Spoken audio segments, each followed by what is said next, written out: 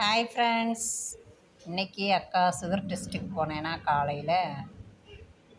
காலையில் வெறும் வயிற்றுல டெஸ்ட்டு கொடுத்துட்டு அப்படியே டீ கடையில் டீயை குடிச்சிட்டு வீட்டுக்கு வந்துட்டோம். அதுக்கப்புறம் திருப்பி 1.5 மணி நேரம் கழித்து போய் இன்னொரு டெஸ்ட்டு கொடுக்கணும்.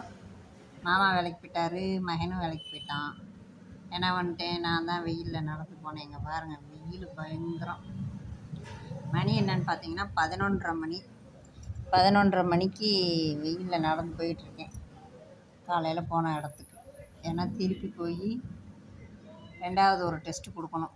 அதில் தான் 2 டெஸ்ட் எடுத்தால் தான் சுகர் எவ்வளவு என்னன்றது தெரியும். அதுக்காக தான் ஃப்ரெண்ட்ஸ் நடந்து போய்கிட்டு இருக்கேன்.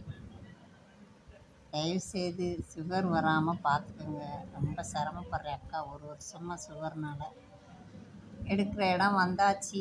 லேபுக்கு இன்னொரு டெஸ்ட் எடுத்துகிட்டு ரிப்போர்ட் வாங்கிட்டு அக்கா வீட்டுக்கு 12 மணிக்கு மேலே ஆயிரும்.